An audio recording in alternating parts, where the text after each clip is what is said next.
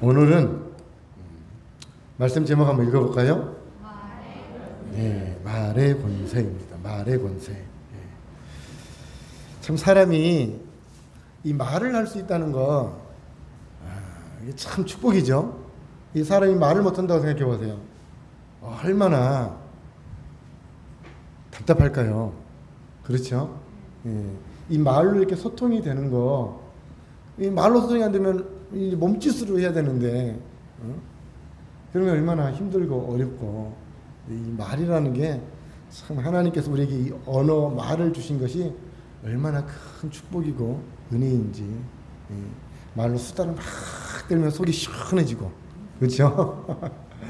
그렇잖아요. 또 이렇게 찬송을 막 하면 우리 영이 막 살아나잖아요. 한 주간 막 지치고 힘들었던 그 마음이 찬송을 하면 우리 영이 살아나요. 막 굳어있는 땅에 막 비가 막 오면 어떻게 해요? 그 땅이 삽도 안 들어가고 꽃게도 잘 안 들어가던 땅이 비가 막 와서 빗물을 머금고 나면 삽으로 파고하면 땅이 그냥 쑥쑥 파지잖아요. 우리 심령이 그렇습니다. 우리 마음이 하나님을 찬송하고 우리 입술로 하나님을 찬송하고 기도하고 아멘으로 화답하고 그러면 내 영이 굳어졌던 마음들이 막 살아나는 거예요. 그래서 찬송이 참 축복이거든요. 우리 삶에서 그래서 일주일 사는 동안 찬양하고 또 우리가 말씀을 듣고 하면 우리 영이 굳어지질 않는 거죠. 비가 오는 거. 장마라는데 지금 비가 안 와가지고 그죠.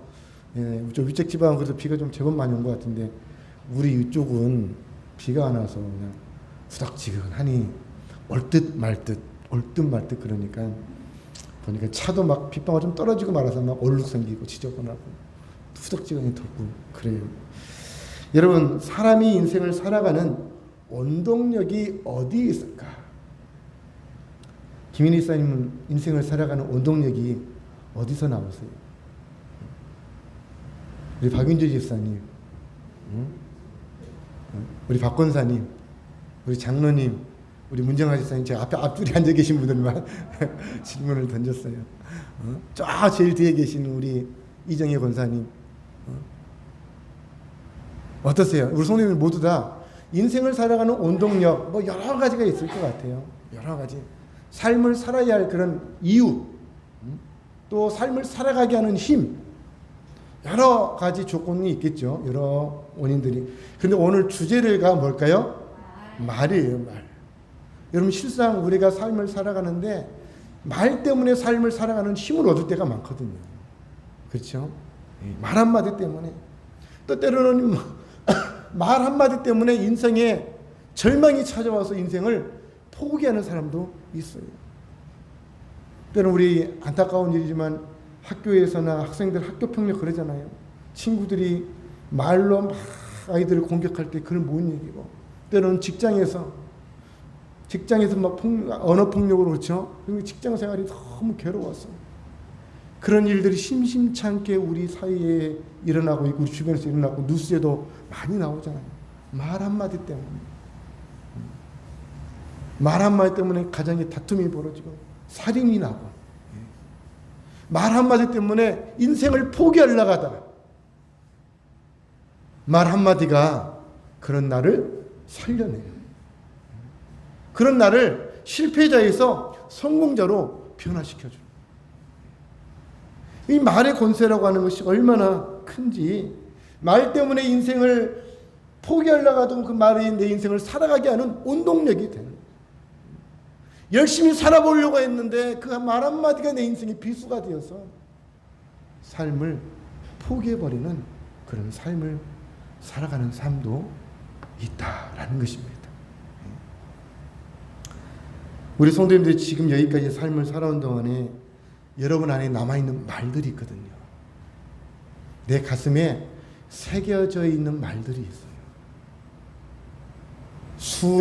수십 년의 세월이 흘러왔음에도 불구하고 내 귓전에 아직도, 내 가슴에 아직도 잊혀지지 않는 말이 있어요. 그 말이 긍정적인 말일 수도 있어요. 그 말 때문에 내가 지금 살고 있는 거예요. 그 말 한마디가 나를 용기 내게 해줬고 오늘날 이렇게 살게 했어요. 때로는 반대로 그 말 한마디가 지금 내 가슴을 다 힙에 파놨어. 그 말 한마디 때문에 내 인생이 지금 나는 그 말 때문에 내 인생이 고통이다라고 생각하는 삶을 살고도 있습니다. 그 말이 잊혀지지 않아요. 늘 내 삶의 상처요, 아픔이요, 트라우마예요. 긍정적인 말일 수도 있고 부정적인 말일 수도 있고 그 말이 내 가슴에 새겨져서 지금 내 삶을 붙들고 있다라는 거죠. 긍정적인 말이었다면 나에게 힘을 내주는 말이었을 것이고 아니면 부정적인 말이었다면 내 인생에 상처와 아픔인 거예요. 이건 늘 우리 삶 속에 부정적인 모습으로 열매를 맺어지고 있는 거죠. 그래서 이 언어를 빨리 우리가 치료해야 할 줄 믿습니다. 이 언어를 치료해야 돼요. 말이라는 것이 우리 속담에도 말이 씨가 된다. 말이 씨가 된대요. 말하는 대로 된대요. 우리가 예배 끝날 때쯤에서 우리를 축복하잖아요. 민수기의 말씀, 우리가 말하는 대로, 우리가 하나님께 기도하는 대로 하나님이 들으시고 응답해 주신대요. 말이 씨가 된대요. 말하는 대로 된대요. 가끔가다 가수들 노래하는데 참 서글프게 애절한 노래 부르던 가수들 보면 말처럼 젊은 날에 요절하는 사람들 보게 되잖아요. 참 그 자기의 감정, 자기의 마음, 이 노래라는 게 그런 거잖아요. 자기의 마음을 표현하는 거고 자기의 삶을 표현하는 거고 그런 건데 말이 씨가 된대요. 말 한마디로 천냥빛을 갚는데 발 없는 말이 천리가 안 돼. 또 이 혀 아래 뭐가 있다 그래요? 도끼가 있다 그래요. 이 말로 사람을 가슴을 쪼개고 찌르고 하는 일들이 있다라는 거죠. 이처럼 말의 권세라고 하는 것이 얼마나 크고 우리 삶에 큰 영향력을 미치고 있다는 사실을 우리가 부정할 수 없다라는 겁니다. 부정할 수 없다. 참 우리가 말하는 게 참 복이고 말하는 게 즐겁고 이 말하는 게 참 우리 삶에 복이 되지만 이 말 때문에 복이 되기도 하고 화가 되기도 하고 우리 그래서 사람들이 좋은 선생님을 만나는 게 복이에요. 좋은 선생님이라는 게 어떤 선생님일까요? 단순히 지식만 잘 가르쳐주는 수학, 국어, 영어 잘 가르쳐주는 선생님이 좋은 선생님은 아니에요. 좋은 선생님은 힘들고 어려웠던 아이들의 마음을 토닥토닥 만져주고 그를 위로해주고 그래서 뭐예요? 공부할 수 있는 인생을 살아갈 동기부여를 해주는 선생님. 아마 그런 선생님이 아마 기억에 남는 선생님도 계실 거예요. 근데 학교 다닐 때 그분한테 배웠던 공부가 생각나세요? 공부는 생각 안 나. 근데 무슨 생각나요? 나한테 따뜻한 말 해줬고 내 손 붙잡아줬고 나를 인정해줬던 선생님 생각나잖아요. 아니면 반대로 그 선생님 정말 밉고 정말 기억하기도 싫은 선생님 있잖아요. 나를 무시하고 그런 선생님들. 좋은 선생님을 만나는 것, 좋은 책을 만나는 것, 책도 말이잖아요. 그 책 속에서 우리가 많은 것을 얻게 돼요. 또 좋은 이웃을 만나는 것, 그리고 좋은 교회를 만나서 하나님의 말씀을 들으면 우리 영혼이 사는 줄 믿습니다. 내 영혼이 살고 우리 가정이 살고 이웃이 살고 나라와 민족이 살고 사는 역사가 말에 있다라는 것이죠. 우리 아내들이 상처받는 말, 요즘은 뭐 아내도 그렇고 남자도 그렇고 뭐 집안 살림 많이 하니까 옛날 우리 어머니들이 상처 많이 받았던 말이 있잖아요. 도대체 집에서 하는 일이 뭐야? 그렇죠? 그러면 옛날 우리 어머니들, 아내들 그 말에 상처가 되는 거잖아요. 우리 여자분들 하는 말 있잖아요. 집안일은 해도 해도 끝도 없고 티도 안 난다. 그렇죠? 집안일은 해도 해도 끝이 없고 티가 안 난대. 그런데 와가지고 도대체 집안에 사는 일이 뭐야? 라고 얘기하면 그처럼 존재감이 상실되고 그러나 가슴 아픈 말이 어디 있어요. 반대로 옛날 우리 남편들, 아빠들 이런 말 가끔 듣기도 하잖아요. 당신이 무능력하니까 제대로 하는 일이 없어서 우리가 이렇게 사는 것이 이 모양 이 꼴이야. 당신이 무능력하니까 제대로 하는 일이 없잖아. 그러니까 우리가 이렇게 이 모양 이 꼴로 우리가 사는 거야. 열심히 산다고 땀을 흘려서 열심히 하루 종일 나가서 일하고 이러고 살아왔는데 무능력하다고, 제대로 하는 일이 없다고, 우리가 사는 거 이렇게 사는 건 당신의 그 무능력 때문이라고, 이 모양 이 꼴이라고, 그런 얘기 들을 때 얼마나 인생의 자존감이 낮아지고 삶이 무력해지고 고통스럽겠어요. 우리 모두가 어찌 보면 그런 말을 들을 수도 있고 그런 말을 할 수도 있고, 그런 이와 비슷한 얘기들이 우리 삶에서, 우리 가정에서 많이들 일어나고 있다는 거죠. 그래서 말 때문에 상처받고 또는 말 때문에 희망을 얻잖아요. 당신이 있어서 행복해요. 내가 사는 이유는 당신 때문이야. 부모가 사는 이유는 너희들 때문이야. 엄마 아빠가 있어서 우리가 행복해. 그렇죠? 그럴 때 우리가 인생에 서로가 사는 원동력이 생기는 거 아니겠습니까? 이 더운 날씨에 삐질삐질 땀 흘려가면서 일하는데 그 사는 이유가 뭐예요? 집에 돌아가면 사랑하는 식구들이 있고, 가족들이 있고, 또 이렇게 주일날 한 주 열심히 살다가 교회 오면 사랑하는 우리 성도님들 계시고, 서로 만나고 믿음의 형제들을 만나고 살아가는 것, 이게 인생의 행복이고 기쁨인 줄 믿습니다. 그래서 우리가 이 말이라고 하는 거 참 쉬운 것 같으면서도 어려운 것이 우리 말인 것 같아요. 말은 아까 말은 씨앗이다 그랬잖아요. 씨앗. 말은 씨앗과 같아서 항상 열매를 맺어요. 열매. 그래서 말은 뱉으면 날아다녀요. 말이 날아다녀요. 그래서 어딘가에 자리를 잡고 열매를 맺기 시작하는 거예요. 심지어 말하는 사람은 자기가 말한 걸 다 잊어버렸어. 무슨 말을 했는지도 몰라. 내가 그때 그랬어? 우리 그럴 때 있죠. 또 그런 말 했잖아. 네가 그렇게 말해서 내가 힘을 얻었어. 네가 그때 그렇게 말해서 내가 얼마나 상처가 됐는 줄 알아? 내가 그랬어? 본인은 정작 무슨 말을 했는지도 모르는데 말은 날아다니면서 사람들 가슴에 시간에서 뿌리를 내리고 싹이 나고 열매를 맺는다라는 거예요. 말은 생명입니다. 말은 생명력이 있어서 이것이 좋은 열매든 나쁜 열매든 열매를 맺는다라는 거죠. 그래서 우리가 말을 주의해야 되는 거잖아요. 주의해야 돼요. 그래서 오늘 본문 말씀 다시 한번 이 생각을 가지고 말씀을 한번 다시 한번 읽어볼까요? 자, 20절, 21절 두 절 한번 읽어보겠습니다. 시작. 사람은 입에서 나오는 열매로 말미암아 배부르게 되나니 곧 그의 입술에서 나오는 것으로 말미암아 만족하게 되느니라. 죽고 사는 것이 혀의 힘에 달렸나니 혀를 쓰기 좋아하는 자는 혀의 열매를 먹으리라. 사람은 입에서 나오는 열매로 말미암아 배부르게 되느니 그 입술에선 나는 것으로 말미암아 만족하게 되느니라. 죽고 사는 것이 혀의 힘에 달렸나니 혀를 쓰기 좋아하는 자는 혀의 열매를 먹으리라.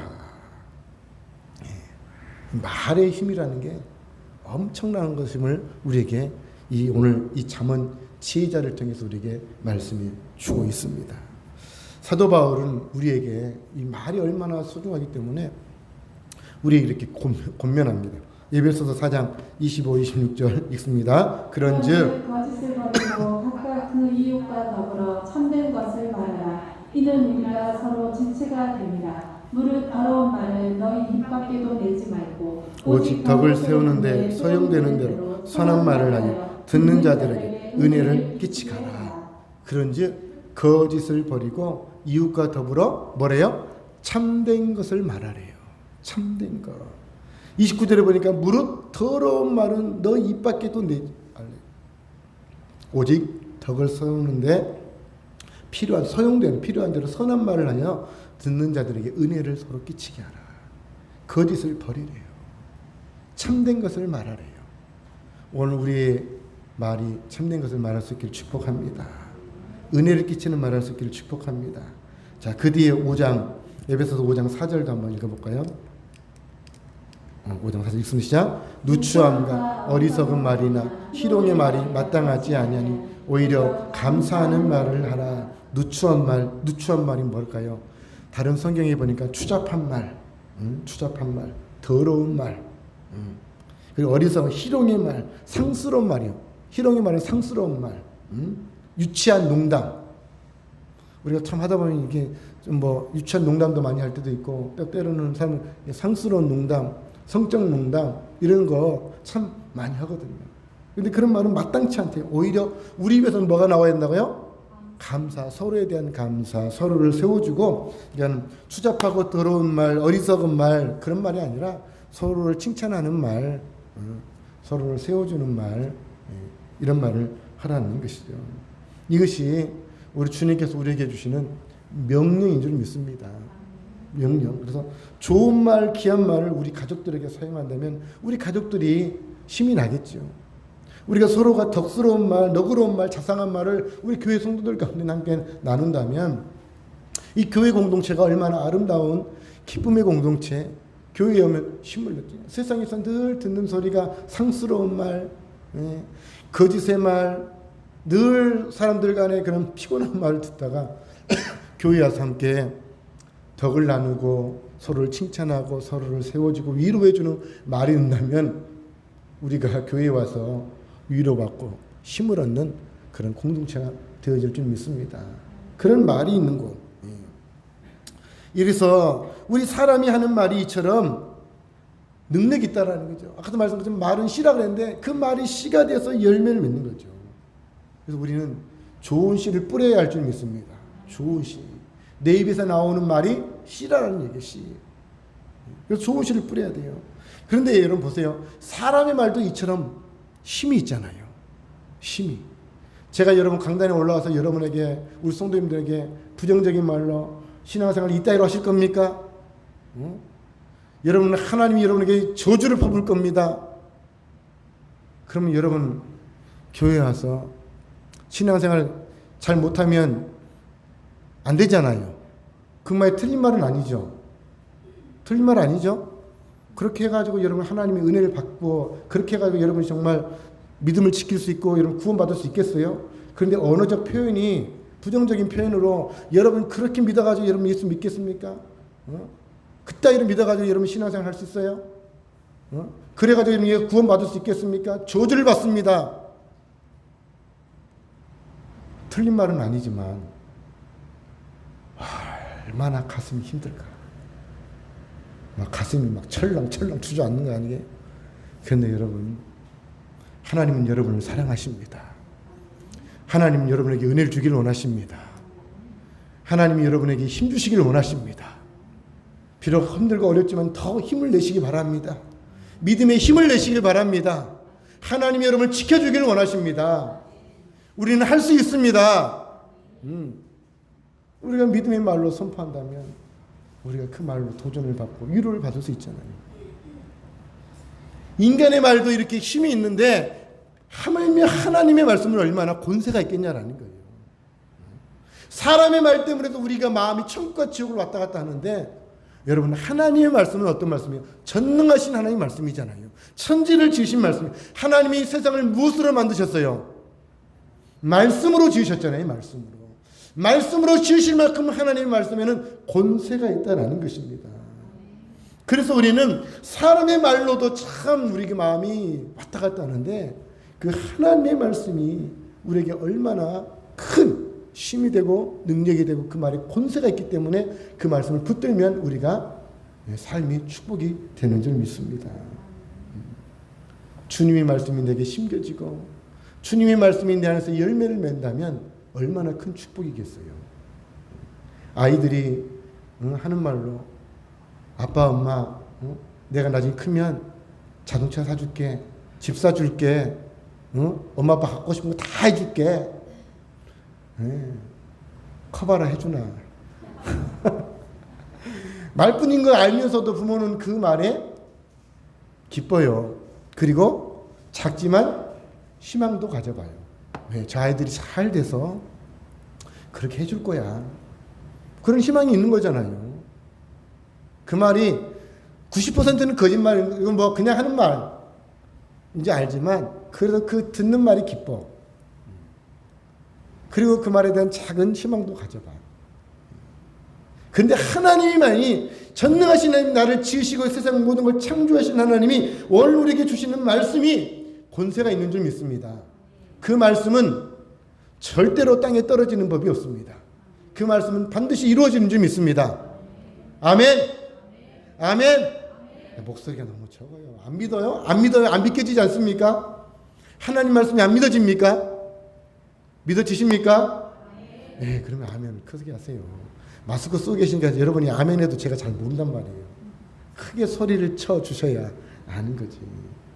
그래서 여러분, 하나님이 우리에게 무슨 말씀을 하실까요? 몇 말씀을 우리 제가 성경 구절을 찾아봤는데요. 자, 마태복음 11장 28절 읽어볼까요? 수고하고 무거운 짐진 자들아 다 내게로 오라. 내가 너희를 쉬게 하리라. 수고하고 무거운 짐진 자들아. 우리 성도님들이 지금 갖고 있는 인생의 수고하고 무거운 짐, 그게 건강의 짐일 수도 있고, 그게 물질의 짐일 수도 있고, 그게 자녀의 짐일 수도 있고, 관계의 짐일 수도 있고, 또 제가 알지 못하는 여러 인생의 짐들이 있겠죠.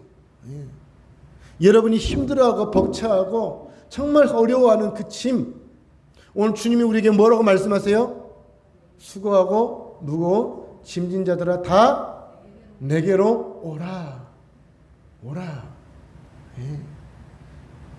내가 힘들 때 누군가가 옆에 와서 집사님, 권사님, 성도님 힘드시지?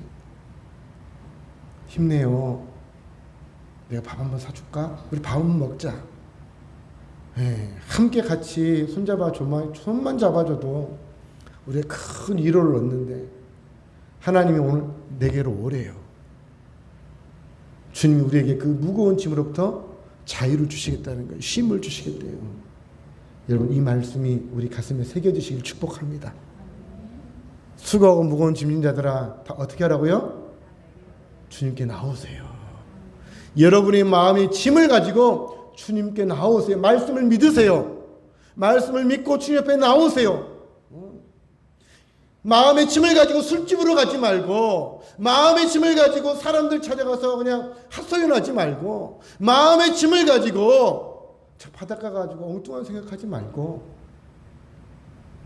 마음의 짐을 가지고 어디로 나오라고요?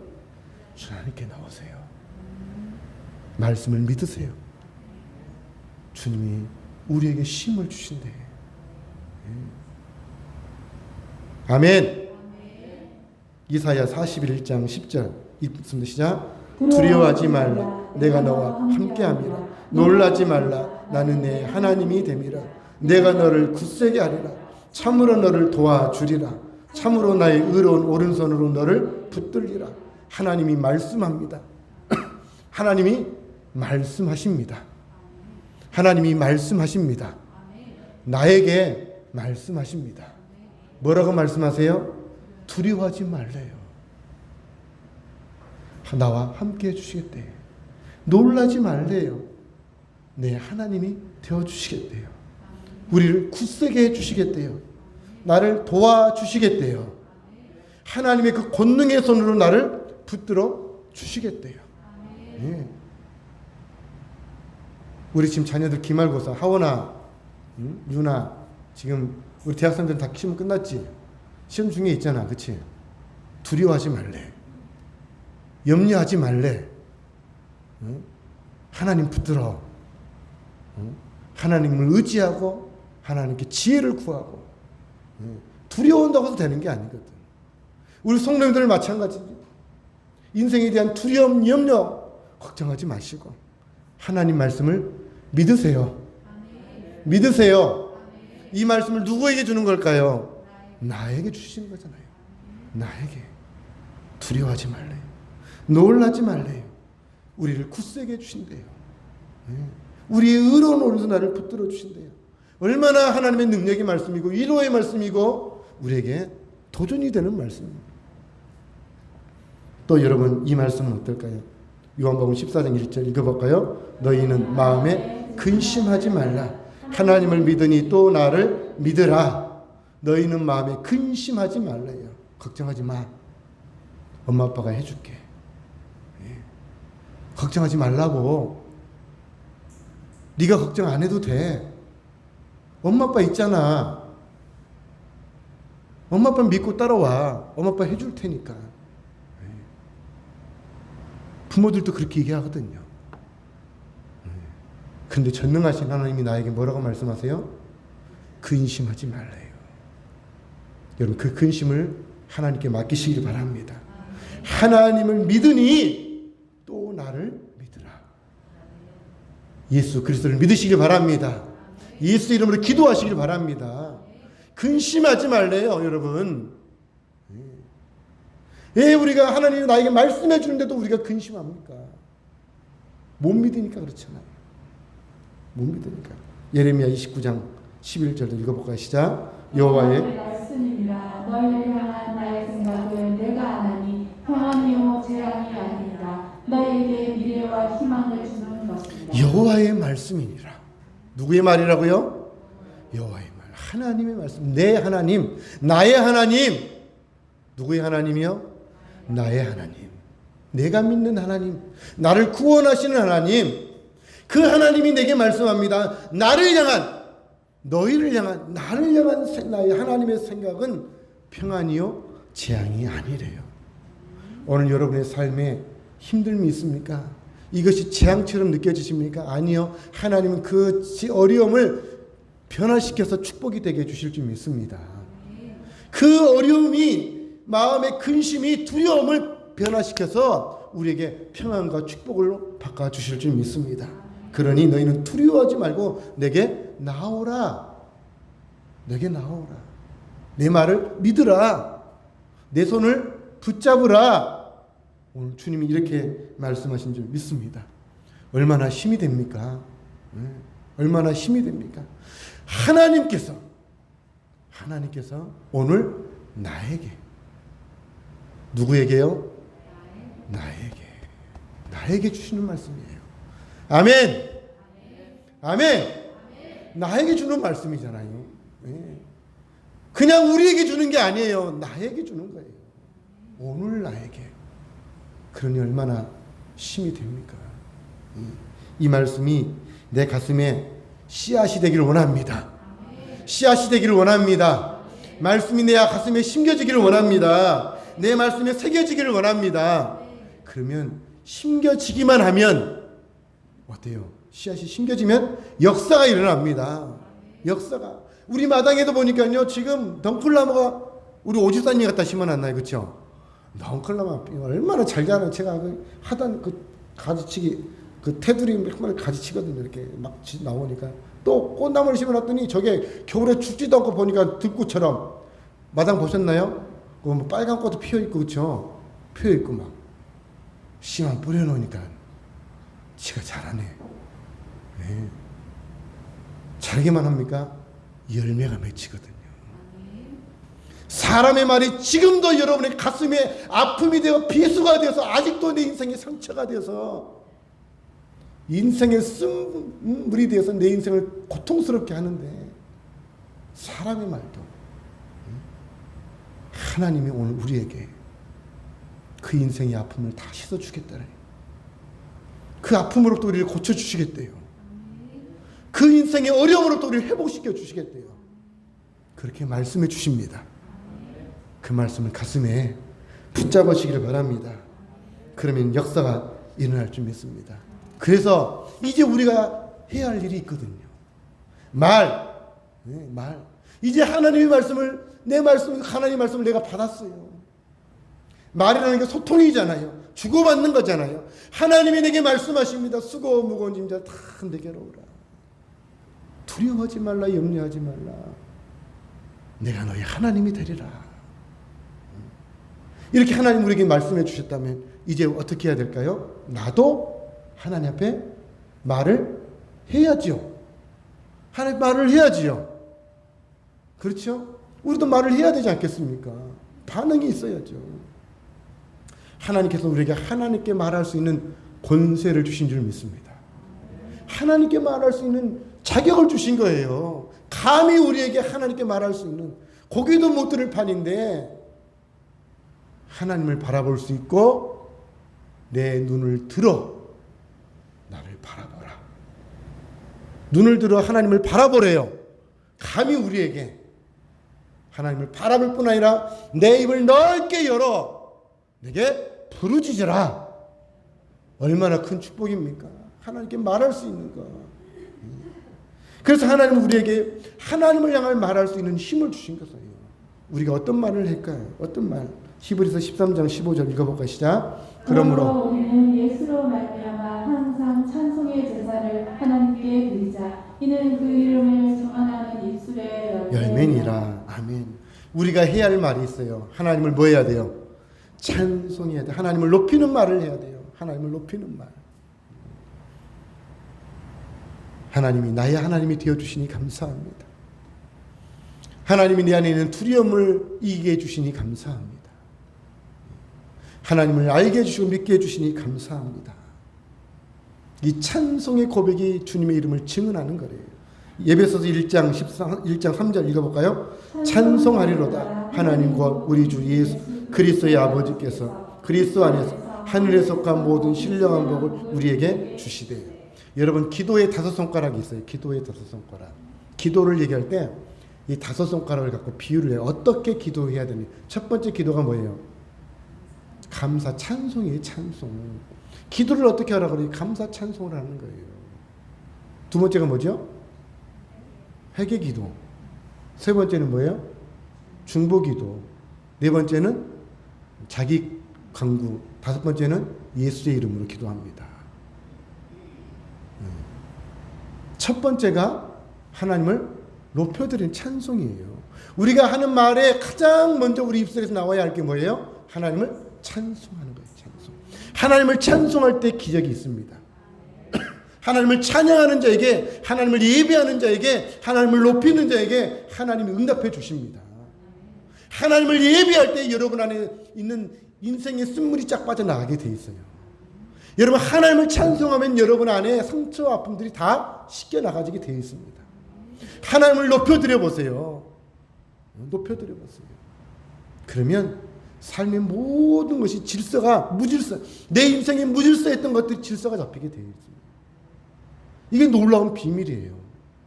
여러분이 마음이 혼란스럽고 인생이 무질서하고 삶에 많은 상처와 아픔이 있다면 여러분 하나님을 찬송해 보세요. 감사해 보세요. 하나님을 높여 보세요. 그러면 모든 것이 다 봄눈 녹듯이 사라져요. 자녀들이 엄마, 아빠 사랑해요 하고 달려와서 꼭 목을 안아주면 하루 일하던 모든 것이 다 봄눈 녹듯이 녹아지죠. 그렇잖아요. 아까 서두에 말씀드린 것처럼 인생을 살 힘이 생기잖아. 서로 부부간에도 서로가 위로해 주는 말을 하면 인생을 살 힘이 생기잖아. 교회에 와서 여러분이 성도님 서로 간에 따뜻한 손 한번 잡아주시고 서로가 위로하면 인생을 살아갈 힘을 얻잖아요. 우리가 하나님을 찬송할 때 하나님이 얼마나 기뻐하시겠어요. 이사야서에 보니까 하나님이 우리를 지으신 목적이 우리의 찬송을 들으시기 위해요. 하나님께 영광 돌리시기 바랍니다. 하나님께 먼저 감사하시길 바랍니다. 하나님께 믿음의 고백을 올려드시기 바랍니다. 우리 입술에 권세가 있을 줄 믿습니다. 그러면 그 찬양이 메아리가 되었어요. 사무엘상의 말씀처럼 우리가 하나님을 존귀하게 높여드리면 하나님이 우리를 존중히 여겨주시리라. 아멘. 하나님을 찬송하면 하나님이 우리를 높여주시는 거예요. 이게 성경의 비밀이거든요. 여러분 인생에서 높아지기를 원하십니까? 하나님을 예배하세요. 우리 자녀들, 우리 청년들 여기 있잖아요. 하나님을 예배하는 사람들이 되세요. 여러분의 인생의 성공의 비밀은 하나님을 예배할 때 여러분 인생이 성공할 수 있어요. 하나님을 예배하면 하나님이 여러분의 인생에 좋은 사람들을 만나게 해주시고 좋은 지혜를 주시고 하나님이 여러분의 인생에 성공할 길을 주시는 거예요. 왜 다윗이 축복을 받았고 왜 솔로몬이 은혜를 받았고 어린 사무엘이 어떻게 그런 위대한 선지자가 되었을까요? 그것은 어릴 때부터 하나님을 높여드렸기 때문에 그래요. 우리 성도들은 마찬가지입니다. 여러분의 인생에 복이 있기를 원하신다면 하나님을 찬송하세요. 예배하세요. 하나님을 높여드리세요. 우리 쓰신 입술로 부정적이고 남을 욕하고 비방하고 비난하고 정죄하고 그런 입술이 아니라 하나님을 예배하면 찬송하면 그 복이 다 내 것이 되는 줄 믿습니다. 예. 사람을 찾아가서 위로하는 말도 중요하지만 사람을 격려하는 말도 중요하지만 먼저 하나님을 찬송하시기 바랍니다. 그렇습니다. 하나님께 드릴 언어, 그것은 바로 찬송. 두 번째는 뭘까요? 여러분의 기도예요. 기도. 하나님을 찬양할 뿐만 아니라 여러분 안에 있는 답답한 마음들, 여러분의 있는 인생의 사정들, 여러분의 삶의 문제를 가지고 하나님 앞에 기도하시길 바랍니다. 하나님은 여러분이 문제를 갖고 나오기를 원하세요. 문제를 갖고 나온다는 얘기는 하나님을 믿는다는 얘기잖아요. 믿지 않으면 얘기하겠어요? 사람도 믿을 만한 사람한테 내가 내 속마음 털어놓잖아요. 믿을 만한 사람한테. 여러분이 하나님을 믿으신다면 여러분의 인생의 짐을 하나님 앞에 나와서 기도하시길 바랍니다. 고백하시길 바랍니다. 솔직하게 여러분이 그 있는 그대로 모습대로 얘기하시면 되는 거예요. 기도는 장황한 어떤 화려한 문구가 아니에요. 어린아이도 할 수 있는 게 기도고 모든 사람이 다 할 수 있는 게 기도입니다. 저는 기도 못해 하는 말을 그렇게 말하는 분들 계세요. 아니에요. 기도는 누구나 다 할 수 있는, 말할 수 있잖아요. 말만 할 수 있으면 되는 거예요. 하나님 나 힘들잖아요. 이것 때문에 힘들거든요. 하나님 지금 내 마음이 돈 때문에 마음이 너무 힘들고요. 저 사람 때문에 내 마음이 너무 막 역정도 나고 기분도 나쁘고 하나님 나 이래요. 이거 어떻게 할까요? 우리 있는 모습 그대로 가지고 나가는 게 기도하잖아요. 뭐 기도를 어떻게 더 아름답게 여러분 표현해야 돼요? 그건 가식이에요, 가식. 우리가 대표기도, 공중기도 할 때는 절제된 언어를 사용하지만 개인적으로 하나님 앞에 기도할 때는 내 마음 그대로 갖고 나아가는 거예요. 있는 모습 그대로, 답답한 마음 그대로, 문제 있는 모습 그대로, 하나님 앞에까지 여러분 가식된 모습, 숨겨놓은 모습, 좋은 모습, 아니 하나님 정말 나 힘들어요. 정말 내 마음이 막 절망이에요. 하나님 앞에 진실하게 여러분의 마음을 고백하면 하나님이 들으실 줄 믿습니다. 데살로니가서 5장 17절 읽어볼까요? 쉬지 말고 기도하라. 지금부터 기도하세요. 힘들 때에도 기도하세요. 남편이 힘들게 하면 기도하세요. 아내가 날 보고 무능력하대, 네 때문에 되는 게 없어, 우리가 이 모양 이 꼴이야라고 들어도 여러분 남편들 기도하세요. 삶에 여러 가지 짐이 있어도 여러분 하나님 앞에 기도하세요. 우리 야고보서 한번 읽어볼까요? 시작. 너희 중에 고난 당하는 자가 있느냐? 그는 기도할 것이요 믿음의 기도는 병든 자를 구원하리니 주께서 그를 일으키시리라. 혹시 죄를 범하였을지라도 사하심을 받으리라. 그러므로 너희 죄를 서로 고백하며 병이 낫기를 위하여 서로 기도하라. 의인의 간구는 아멘.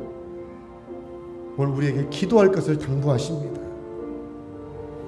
우리의 문제를 가지고 우리의 연약함을 가지고 기도하시면 의인의 간구는 역사하는 힘이 크다고 말씀하셨습니다. 우리가 지나가는 사람에게 건네는 말조차도 그 말이 힘이 있어서 때로는 그 말 때문에 우리가 여러 생각을 하게 됩니다. 그럼에도 불구하고 오늘 우리에게 주시는 하나님의 말씀은 얼마나 우리에게 큰 능력의 말씀일까요?